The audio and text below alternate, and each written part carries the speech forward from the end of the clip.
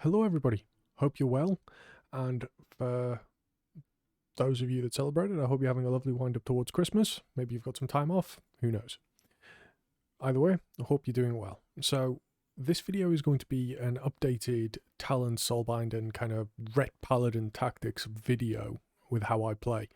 Having now completed all 20s in time, having Keystone Heroes, so I've now got the teleport, and kind of to tie everything up, seeing as we're now well into patch 9.1.5. So, no surprises and no real changes if you for some of the content. So feel free to check my previous videos if you want more in-depth stuff. I'm going to kind of rattle Conduits, Soulbinds, and Covenants off kind of quickly, because this is going to be focused more on talent choices and gearing choices, because I want to try and keep this video relatively condensed for you guys. So let's get into the video with the Covenants. So no surprise to anyone really, we're still looking at being Kyrian. There is some musings of Necrolords showing up, especially from a raiding scene. There are a few Necrolord passes using Merilith, so we will briefly discuss that before getting into the bulk being Kyrian. So Merilith has two key parts of his Soulbind, which makes him quite good for raiding. The first is the fact that every time you fleshcraft, you get Mastery Amp anyway, which is almost on par with Pelagos' Mastery Amp, without having to run around and pick up the balls. So you're removing the minigame component. Because there's nothing worse than having to actually run out of melee range to pick up a blue orb to run back in, because sometimes that's not actually worth the duration increase. But Merilith's capstone trait is when you vanquish his hammer, which is a 30-second cooldown, you get 2 charges if you're running the Necrolord Legendary.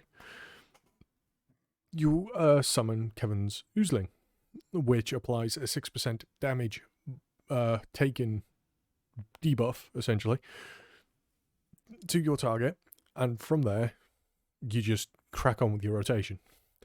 So, it has its place, and I have previously done some theory crafting that we may actually see single target Necrolord out DPS Kyrian, but I have yet to sit and do any sims or see the sims for it if they're already out there.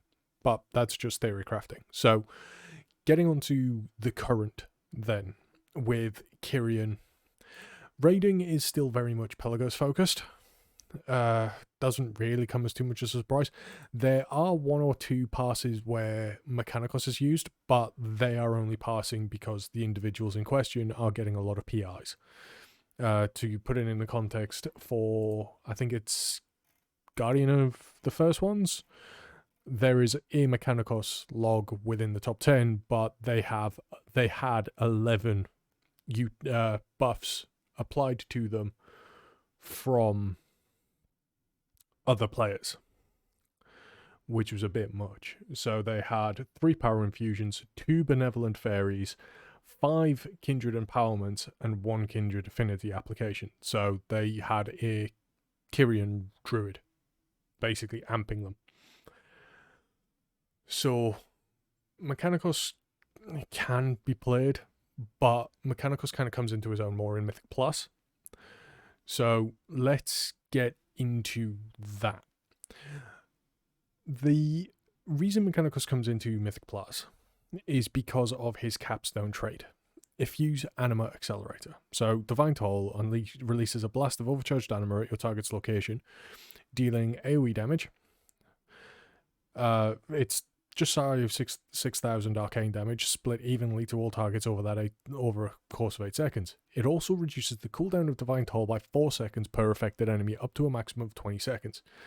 Now, this is the controversial part, and this is where kind of tactics come into it, and how you pull and how you play. Because generally, especially in the Paladin Discord, if you were to ask anyone whether Mikanikos or Pelagos, everyone pretty much just goes, use Pelagos.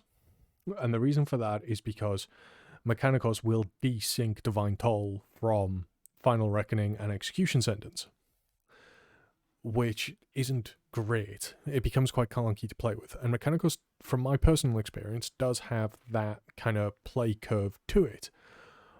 But at the same time, it does enable you, in certain situations, to actually decouple some of your cooldowns from your 1 minute burst if targets aren't going to live that long.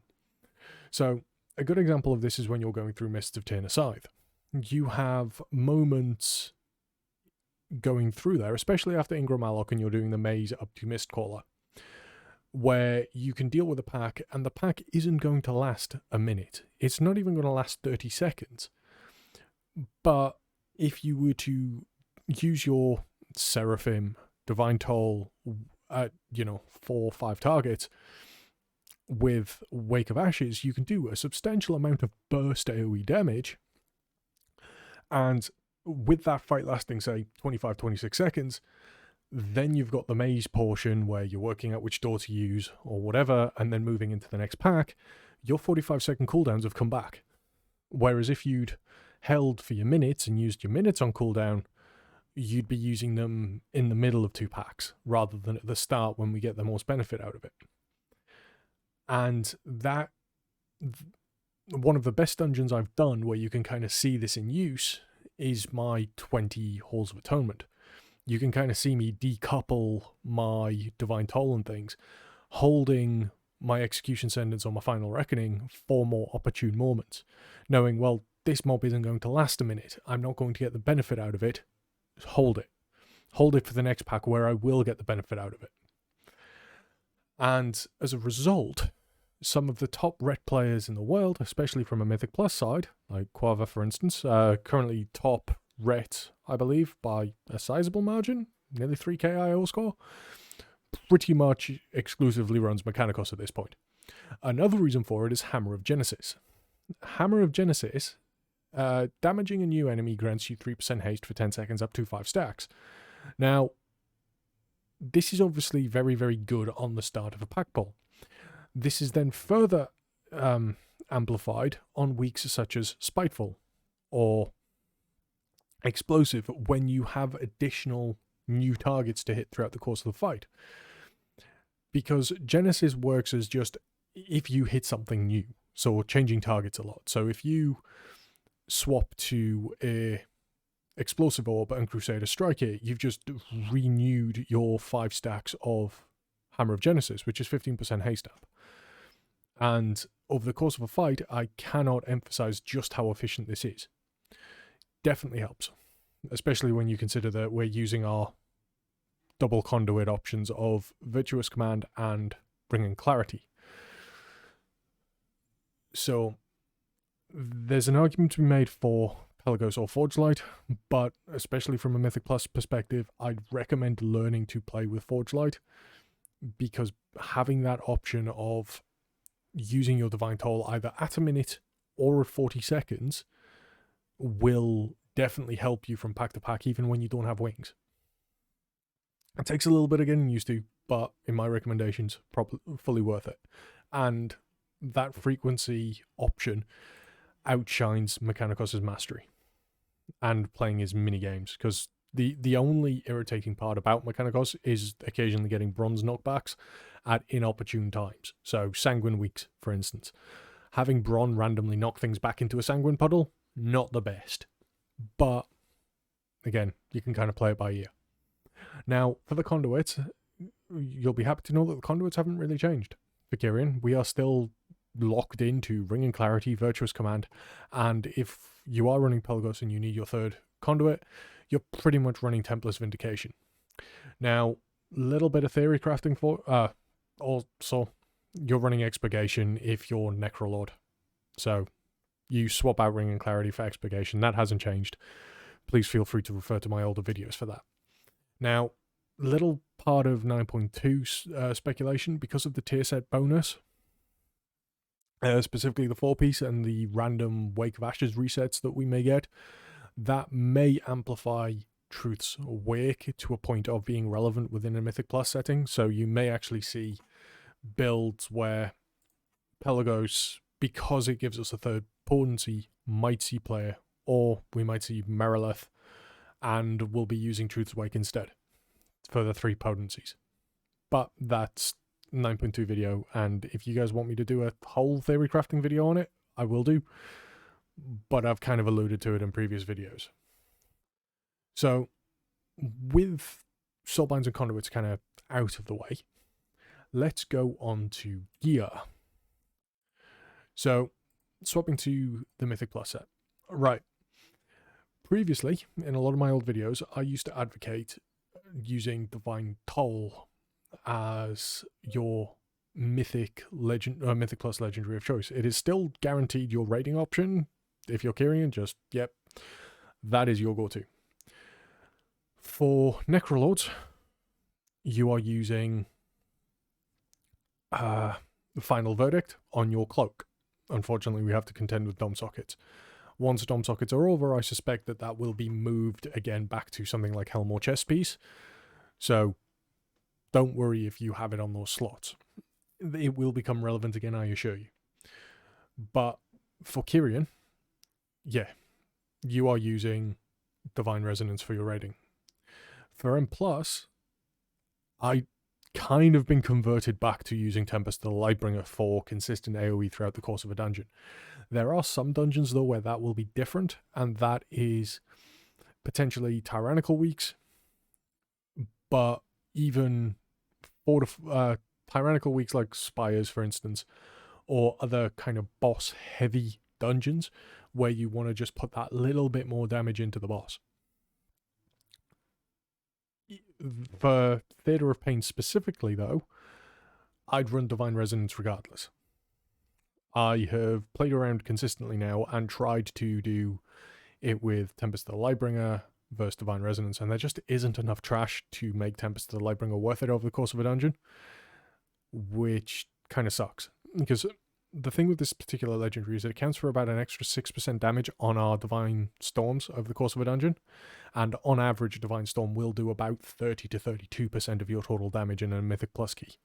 So the legendary being worth 6% damage, or 6% of that, on top, so you're ending up with about 36 to 38% of your total damage just being Divine Storm, is huge. So if you still want to be priority single target damage, or you want to help your group in a certain way, because I appreciate a lot of you probably play with friends, and you're lacking that little bit of single target damage, you can still use Divine Resonance if you really, really want to. But if you're trying to push those higher keys and you want to kind of average your DPS out a bit more, definitely Tempest. Now, stat weights and stuff, you can kind of see on my screen that my Ret Mythic Plus build, the stat weights are as follows. I have 21.12% haste, 13.29% crit, 58.7% mastery, 3.08 verse, 3.1 leech, and my speed is irrelevant. Now, I honestly have a little bit low crit, but that is because I am running Overwhelming Power Crystal as kind of my default. Because if I hit Overwhelming Power Crystal, my crit then skyrockets up to 29%, which puts me at 49% when you consider the fact that I am stacking it with wings. So I have just shy of 50% crit with wings up. And I still wanted the 21% haste and near enough as much mastery as I could get because of the anima powers that further amp stack our mastery. Brand of the Champion, or Champion's brand. Now, stats themselves don't really matter for Ret Paladins. We can chop and change them however we want.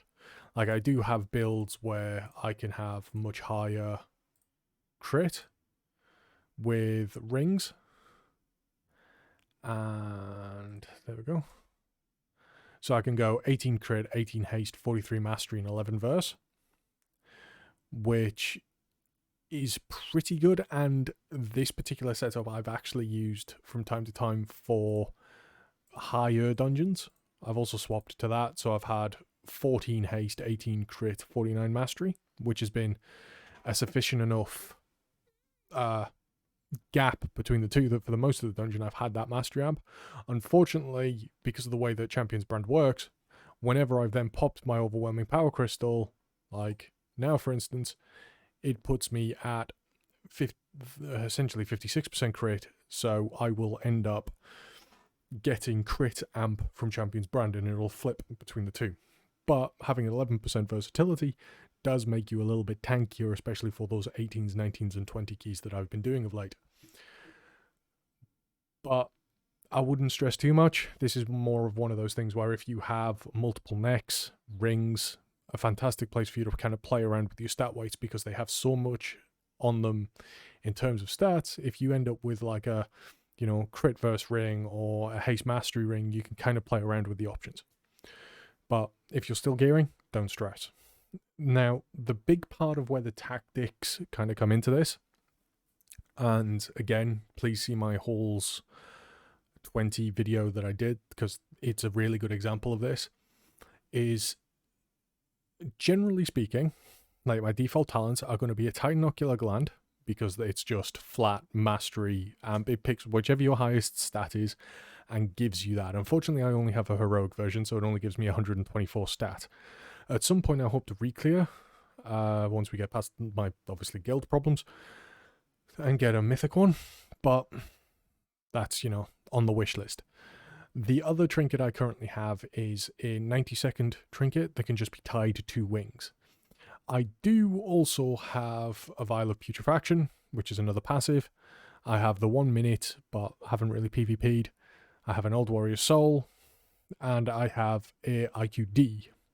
Now, the Halls video, I was playing an IQD. It's a 3-minute cooldown and doesn't line up with every wings. It doesn't need to line up with every wings. Because this is, again, kind of going back to tactics and how you pull. Obviously, this particular part of the video is going to be much more inclined to those that play in groups or play kind of with the same people more often than not. So, you know, you tanks out there that might have a friend that's a Ret Paladin, this might be relevant to you guys, because then you know how your Ret Paladin can play. The way that IQD works is it obviously gives you a stat.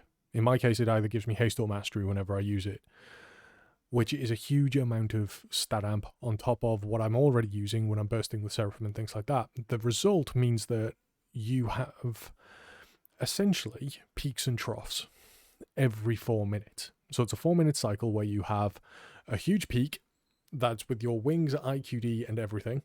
You then drop down to base DPS. We then have a mini peak, which will be our 1-minute cooldowns as they come back up. Then another trough. Then another peak that comes to about halfway, which is our wings without trinket. And then we come back down, another 1 minute, and then another burst. So think of speed bumps, essentially. We have our burst, and then in between our burst, we have, every 4 minutes, big burst, couple of speed bumps, then another big burst. Now, this works really, really well if you're playing around if you're playing around something like Ashen Hollow, because Ashen Hollow is used every 4 minutes.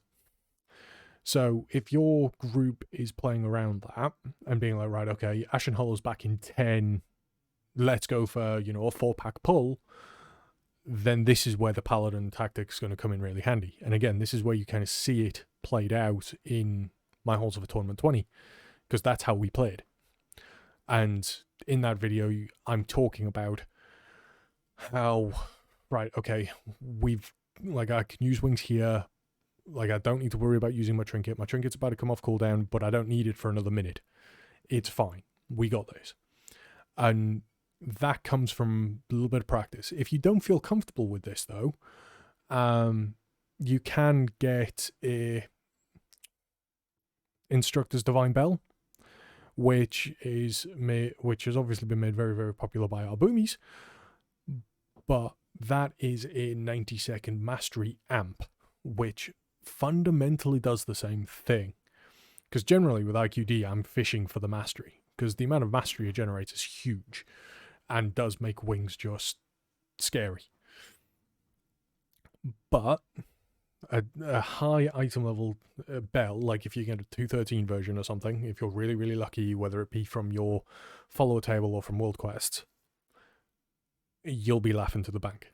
Because then you don't have to worry about having that 4-minute, 2-minute burst build. You can just have it every 2 minutes. But again, it kind of depends on how your group is pulling and whether or not you're going to get the most out of it. The same goes though for using a minute trinket. So Gladiator's badge, probably the best trinket we can get. Unfortunately, it is tied to PvP, so you either need to live in rated battlegrounds or you need to have friends that do arena with you. Sadly, I do neither. But if you can get a high item level PvP badge, then you're also laughing to the bank, because that is going to augment both your 2 minutes and your 1 minute if you just have it macroed to something like Final Reckoning. So you're always going to get that strength proc when you need it. Alternatively, if you don't feel comfortable with that and you are running with people that you don't know how they're going to pull and you kind of want some level of consistency, you could run 2 passives. Not the best option, but still decent. So you could run a Vital of Putrefaction paired with a Tinocular Gland, or you could have a combination of these trinkets. And then you look to your talents as well. So if you're playing with a group that you don't know, you could maybe run Zeal rather than Execution Sentence with 2 passives, and you're pretty much always going to be looking at doing damage. It's going to look more consistent, and it's not going to have the same glory moments that other paladins may have, but you can feel comfortable in yourself as you're playing through this, being like, right, okay, well, I'm doing what I can to enable the group. So I don't need to worry about holding Execution Sentence, for instance, because I don't know if the tank's about to pull just those 3 mobs, or if he's going to take those 3 mobs and take them into that abomination as we're running through Plaguefall, for instance. Because you're going to want to execution the plague, like the abomination, because it's got the most health and is actually going to live long enough for Execution Sentence to go off. Because there's nothing worse than popping 3 holy power on something and it just amounting to nothing because the target dies before Execution Sentence can expire. Been there, done that. Doesn't feel great. You'll notice how I haven't really talked about Old Warrior's Soul. Now, Old Warrior's Soul sees more traction on Tyrannical weeks because it is more about how long you can stay in combat. It is a haste stamp, and it is a lovely amount of haste. Stacks 43 haste and stacks at heroic level, and stacks up to 5 times. That's over 200 haste, which is pretty nice. But you do have to be in combat that entire time. And once you're at 5 stacks, you have to then keep in combat, otherwise you lose the stacks and you have to re-amp back up. Now, as I said, this is a lot better on tyrannical fights because bosses tend to last longer, so you can get that haste there. But if you are playing with a group that is likely to see consistent pulling, and you've got a very, very aggy tank, you could drop,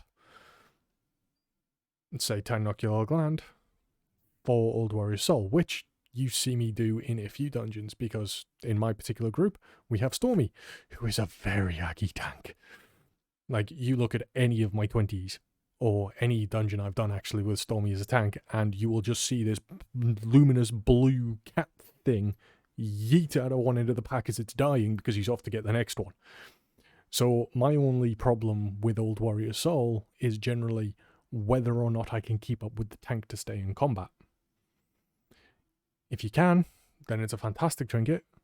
The equip part of sharing health, I don't really see much benefit out of in M+, but who knows, there's probably been the odd occasion where that 3k heal has actually kind of like saved somebody's life, or tied them over long enough for time to get a heal off. Don't really know, but that kind of plays out for tactics.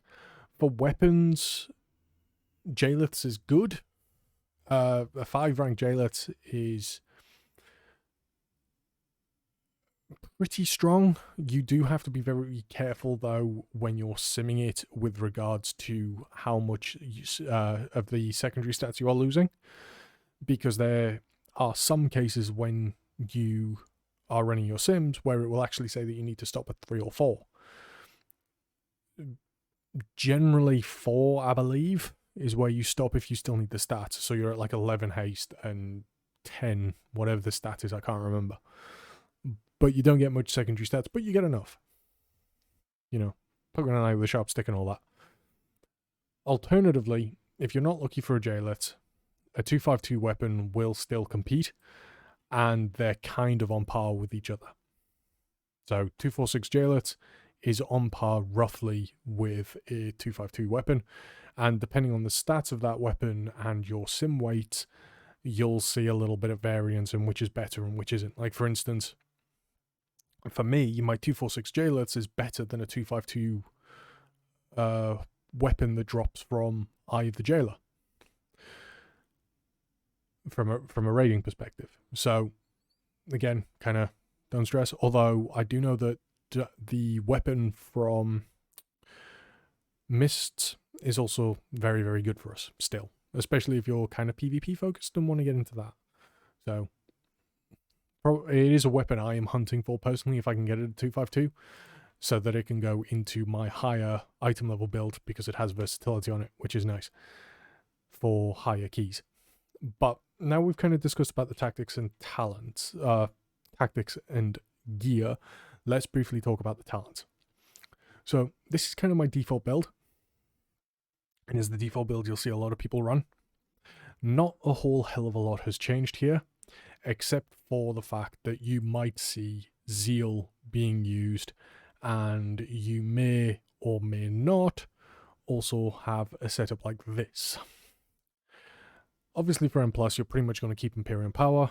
Come 9.2, that is subject to change, and you may see a build looking like this for M+. Kind of counterintuitive and doesn't make a lot of sense if you haven't been keeping abreast of things, but if you want me to go into detail about that, I can in another video. But Imperium Power is obviously go-to for M+, and as I said, if you're going to run a talent setup, or you're going to run like double passive trinkets because you don't know who you're pulling with, Zeal is a fantastic option for you, because it means that you're constantly going to have damage and you're not too reliant on your kind of set up 1 minute, because Final Reckoning, Divine Toll, Seraphim and things like that can just be used however you like. Because Final Reckoning, even when it's off cooldown, you still have that chance to do damage and increase the damage that target takes by 10% from your next Holy Power spender. So even if you're not using Final Reckoning, it can still be of use. So you can hold it a little bit easier. Blinding Light is also a really, really good option for a mass CC, even as a mass interrupt. Plagueful being a really, really good example. When an abomination spawns, it summons 5 slimes that start walking around. If you stand right in the center when all of them spawn and you Blinding Light, you immediately stop all of their casts and they despawn. Alternatively, if you have 2 or 3 casters that are stood next to each other and you've run out of kicks, Blinding Light is also a really, really good option. Generally though, this is kind of a coordination thing, or if you're trying to enable the group. So if you kind of want to say get out of jail safe card, because with it being a 90-second cooldown, you can't use it that frequently. But if it's coordinated, you can do some wonderful things with it. For instance, my group, you have both me and Time, our Holy Paladin, using Blinding Light. And there will be points where one of our tanks, whether it be Stormy or Stitch in the past, because Stitch has occasionally tanked for us, has needed to get out of dodge. And we have essentially chained Blinding Light with War Stomps to give them the distance they need, because we don't have a binding shot. Or it's led into enough of a cooldown to enable Ring to come back off cooldown. Especially on things like Necrotic Weeks where kiting is sometimes needed. If you're not going to run that kind of coordination, then Fist of Justice is fantastic because it does reduce the cooldown of your stun. Bearing in mind Hammer of Justice is one of the longest single target stuns in the game. Clipped only by Kidney Shot, I believe. Fist of Justice becomes a 30-second cooldown for a 6-second stun, which is huge. So, yeah, this is kind of our build. but there's not too much to change here. If you really, really wanted to, you could come out of Final Reckoning and have a build like this, so you're kind of deliberately playing around your 2 minutes. It's going to be subpar for a lot of things, especially if you're trying to push, but it would enable you to play more casually, especially if you don't know things. So if you're learning Paladin, maybe start with a build like this. 2 passive trinkets, especially if you like doing heroics or maybe low mythics. And as you get more comfortable, transition into Holy Reckoning or Final Reckoning. And then when you're further comfortable, transition into Execution Sentence.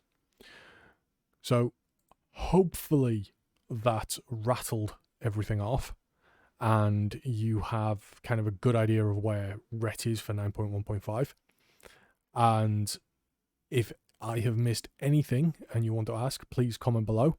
If not, I will catch you all around Christmas time, because I'm now going away for for 10 days, and I will see you all then. Take care, folks, and have a lovely wind up to Christmas. Catch you later.